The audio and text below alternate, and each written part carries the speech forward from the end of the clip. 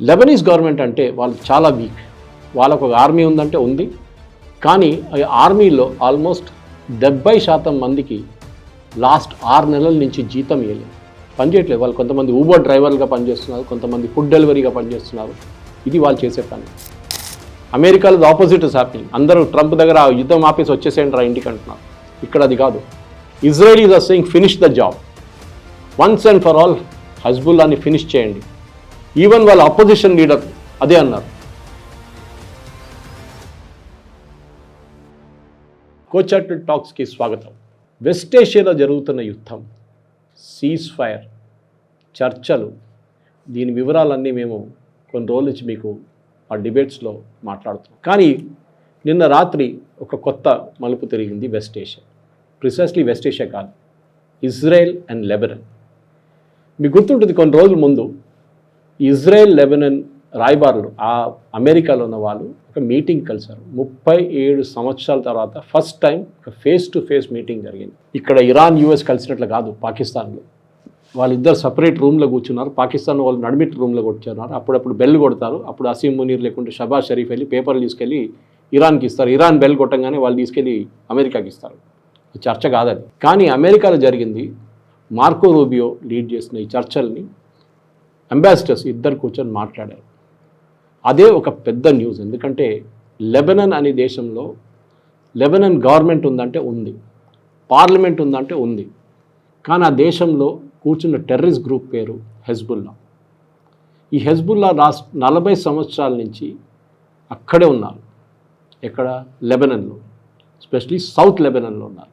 అంటే Israel, northern Israel, south Lebanon. అక్కడి నుంచి వాళ్ళు కన్సిస్టెంట్గా వాళ్ళు నార్దర్న్ కిబుట్స్, ఇజ్రాయలీ కిబుట్స్ కమ్యూనిటీ మీద రెగ్యులర్గా మిసైల్స్ కొడుతుంది. ఎవ్రీ డే అన్నమాట. ఇజ్రాయెల్ దాన్ని వ్యతిరేకంగా వాళ్ళు అటాక్ చేస్తారు, మళ్ళీ వాళ్ళు ఫైర్ చేస్తే ఇది నడుస్తూనే ఉంది. లాస్ట్లో మనం చూసాం, ఒక 2-3 పెద్ద యుద్ధాలు జరిగినాయి. దాని తర్వాత ఒక సంవత్సరం ముందు ఒక పెద్ద ప్లాన్తో ప్రకారం వీళ్ళు ఒక మొబైల్ పేజర్ మనం పాత పేజర్లు ఉంది, ఆ పేజర్లతోని వీళ్ళ మిడిల్ లెవెల్ లీడర్షిప్ని మొత్తం ఫినిష్ చేసేసారు. పేజర్ బ్లాస్ట్ చాలా ఇన్నోవేటివ్ మొసాడ్ ప్లాన్ ఉండదు. ఇప్పుడు దాకా అట్లాంటి ఒక ప్లాన్ చూడలేదు. దాని తర్వాత కొన్ని నెలల తర్వాత నస్రుల్లా వాళ్ళ మెయిన్ లీడర్, ఆయన్ని చంపారు ఇజ్రాయెల్. ఒక బంకర్లో ఉన్నారు ఆయన్ని చంపారు. అప్పుడు అందరూ అనుకున్నారు దీంతో హెజ్బుల్లా పని అయిపోయిందని. కానీ కాదు. హెజ్బుల్లాకి ఒక 15-20 సంవత్సరాల నుంచి ఇరాన్ చేస్తున్న సహాయం చాలా పెద్దది. ఇరాన్కి ఒక స్ట్రాటజీ ఉండేది. వెస్ట్ ఏషియాలో మేము కూర్చొని ఏం చేయలేము, నన్ను ఎవరు పట్టించుకోరు మమ్మల్ని, మేము షియాలు, మేము మైనారిటీ, మా ప్రెజెన్స్ అన్ని రాష్ట్రాల్లో ఉండాలి, ఎస్పెషలీ అరబ్ వరల్డ్ పక్కన ఉన్న రాష్ట్రాలు. అట్లనే వాళ్ళు లెబనాన్ని సెలెక్ట్ చేసుకున్నారు. మెల్లమెల్లగా షియా కమ్యూనిటీని అక్కడ పంపించడం మొదలుపెట్టారు. ఇప్పుడు షియా కమ్యూనిటీ ఒక చాలా పెద్ద కమ్యూనిటీ, 23% పాపులేషన్లో వాళ్ళు ఉన్నారు. హెజ్బుల్లాకి ఒక పొలిటికల్ వింగ్ కూడా ఉంది. వాళ్ళ ఎంపీస్ 18 మంది లెబనీస్ పార్లమెంట్లో ఉన్నారు. ఇప్పుడు ఆలోచించి, ఒక టెర్రరిస్ట్ గ్రూప్కి ఎంపీలు కూడా ఉన్నారు పార్లమెంట్లో. లెబనీస్ గవర్నమెంట్ అంటే వాళ్ళు చాలా వీక్. వాళ్ళకు ఒక ఆర్మీ ఉందంటే ఉంది, కానీ ఆ ఆర్మీలో ఆల్మోస్ట్ 70% మందికి లాస్ట్ 6 నెలల నుంచి జీతం ఇవ్వలేదు. వాళ్ళు ఏం పని చేస్తారండి? పని చేయట్లేదు. వాళ్ళు కొంతమంది ఊబర్ డ్రైవర్లుగా పనిచేస్తున్నారు, కొంతమంది ఫుడ్ డెలివరీగా పనిచేస్తున్నారు. ఇది వాళ్ళు చేసే పని. ఇప్పుడు ఈ సీజ్ ఫైర్ అనౌన్స్ చేసినప్పుడు, ఇది ప్రెసిడెంట్ ట్రంప్ అనౌన్స్ చేశారు. దాన్ని కూడా పెద్ద డ్రామా చేశారు ఆయన ఏం చెప్పారంటే, నిన్న రాత్రి నుంచి, దట్ ఈస్ సీజ్ ఫైర్ మొదలవుతుంది, ఇజ్రాయెల్ అండ్ లెబనాన్ ఈ సీజ్ ఫైర్ని ఇంప్లిమెంట్ చేస్తారు, వాళ్ళిద్దరు నన్ను కలవడానికి వస్తున్నారు వాషింగ్టన్కి అన్నారు. కానీ 2-3 క్రూషియల్ పాయింట్స్ ఆయన ఒమిట్ చేశారు. అది టిపికల్ ట్రంప్ స్టైల్. అది ఆయనకు డ్రామా ఒకటే ఉంటుంది, కంటెంట్ ఉండదు. దాంట్లో తర్వాత Israeli prime minister Benjamin Netanyahu దాన్ని డీటెయిల్ చేశారు. ఆయనకు పాపం చాలా పెద్ద టెన్షన్ ఉండే నేను, ఎందుకంటే ఇజ్రాయలీ క్యాబినెట్ ఆన్ సెక్యూరిటీ, మన దగ్గర కూడా అట్లనే ఒక క్యాబినెట్ కమిటీ ఆన్ సెక్యూరిటీ మన దగ్గర కూడా ఉంది. వాళ్ళు ఇది సీజ్ ఫైర్ని కన్సిడర్ చేయడానికి ఒక మీటింగ్ పెట్టుకున్నారు. మీటింగ్ పెట్టి అది అప్రూవ్ చేసిన తర్వాతనే అది కమ్యూనికేట్ చేయాలి. ఎందుకంటే బెంజమిన్ నెటన్యాహుకు ఒక్కరే ఆయన డిసిషన్ తీసుకోలేరు. వాళ్ళు దే ఆర్ డెమోక్రసీ. ట్రంప్కి ఆ ప్రాబ్లం లేదు, ట్రంపే డిసైడ్ చేస్తారు. తర్వాత వాళ్ళు ఇంప్లిమెంట్ చేయాల్సిందే. వాళ్ళ క్యాబినెట్ వాళ్ళ మార్కో రూబియో ఉండొచ్చు, పీట్ హెజ్గెత్ ఉండొచ్చు, ఎవరైనా ఉండొచ్చు. ఇది ప్రాబ్లం. ఇప్పుడున్న దాంట్లో చాలా 2 క్రూషియల్ ఎలిమెంట్స్ అది బెంజమిన్ నెటన్యాహు వాళ్ళ పొద్దున డీటెయిల్ అవుట్ చేశారు ఒక ప్రెస్ కాన్ఫరెన్స్. ఒకటి, లెబనన్ హెజ్బుల్లాని డిసార్మ్ చేయాలి, అంటే వాళ్ళ దగ్గర ఉన్న ఆయుధాలు తీసుకోవాలి, వాళ్ళని కంప్లీట్గా వాళ్ళ దగ్గర ఉన్న మిసైల్స్ కానీ మిగతా ఏ ఆర్మమెంట్ ఉన్నా అదన్నీ సీజ్ చేయాల్సి వస్తుంది. ఇది జరగదు. హెజ్బుల్లా చెప్పేశారు, మమ్మల్ని ఎవరైనా ముడితే లెబనన్ వైపు నుంచి మేము వాళ్ళని ఫినిష్ చేసేస్తాం. కరెక్ట్, వాళ్ళు ఈ గవర్నమెంట్ కావాలంటే ఒక 10 రోజుల్లో దే కెన్ టోల్ ఈ గవర్నమెంట్ పడేయచ్చు వాళ్ళు కంప్లీట్గా, లెబనీస్ గవర్నమెంట్. రెండవది చెప్పారంటే ఈ సదర్న్ ఇస్రాయెల్ నుంచి చేసే దాడిని మేము ఆపేస్తాము, మేము అక్కడి నుంచి వెకేట్ చేయము. హెజ్బుల్లా దాని ఆపోజిట్ అంటున్నారు, సదర్న్ లెబనన్ వెకేట్ చేయాలని. ఇజ్రాయెల్ అన్నారు no way, we will not vacate. ఎందుకంటే సదర్న్ లెబనన్ ఉన్నదాకా లిటనీ రివర్ అనే ఒక రివర్ ఉంది, రివర్ దాకా ఇజ్రాయెల్ పట్టుంది. ఇజ్రాయెల్ అన్నారు మేము అక్కడ దాకా మేము ఉంటాము, ఎందుకంటే మా మీద దాడి జరుగుతుంది. ఇన్ఫ్యాక్ట్ నిన్న ఈ సీజ్ ఫైర్ అనౌన్స్ చేసే కన్నా ఒక 2 గంటల సేపు ముందు కూడా సెంట్రల్ లెబనన్ నుంచి ఇజ్రాయెల్ మీద మిసైల్స్ ఫైర్ చేశారు. కానీ అది మీడియం రేంజ్ మిసైల్స్ ఉండే, అది మొత్తం డిస్టెన్స్ ట్రావెల్ చేయదు.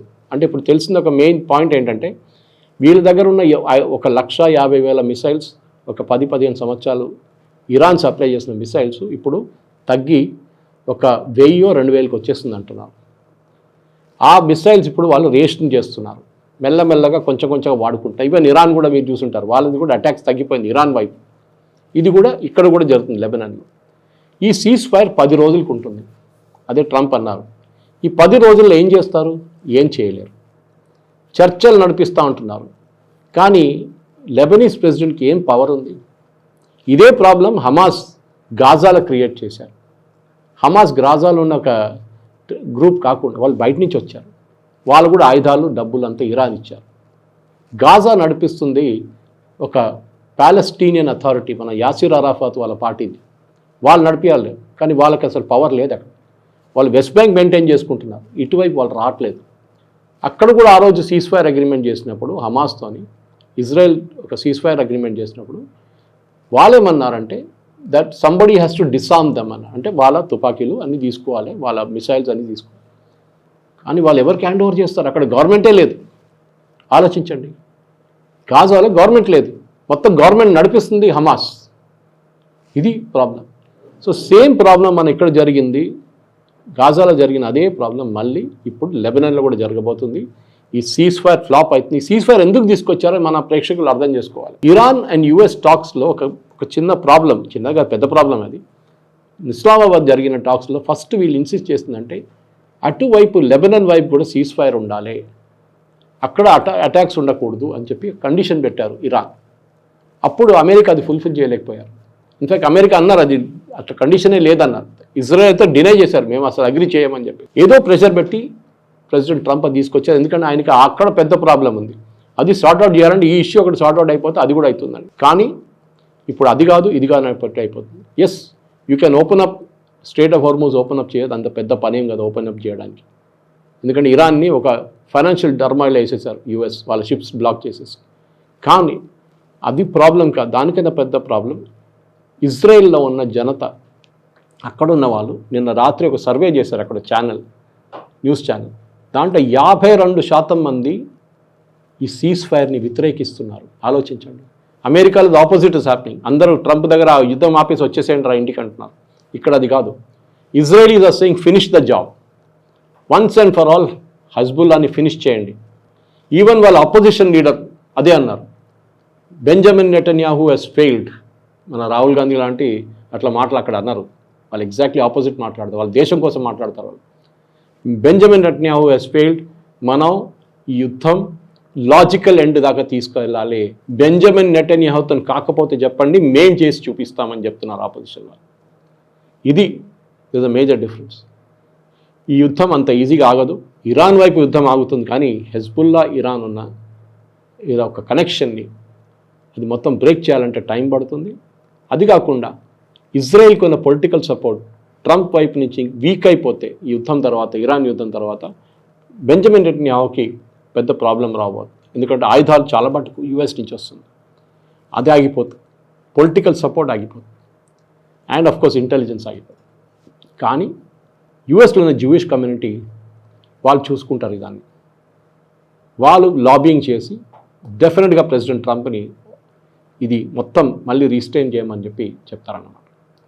చూస్తూనే ఉన్నట్టు చూద్దాం. ఇంకా నెక్స్ట్ 2-3 రోజులు ఏం జరగబోతుంది ఈ వెస్ట్ ఏషియాలో, ఒకవైపు ఇరాన్, యుఎస్, ఇంకోవైపు లెబనాన్, ఇజ్రాయెల్. జై హింద్. ఈ వీడియో మీకు నచ్చినట్టయితే లైక్ చేయండి, 10 మందికి షేర్ చేయండి. అలాగే కామెంట్ల రూపంలో మీ అభిప్రాయాలను మాతో పంచుకోండి. Nationalist hub group of channels ను సబ్స్క్రైబ్ చేసుకుని తెలుగునాట జాతీయవాద జర్నలిజాన్ని ప్రోత్సహించండి. ఈ వీడియో కింద ఉన్న బెల్ ఐకాన్ పై క్లిక్ చేయడం మర్చిపోవద్దు.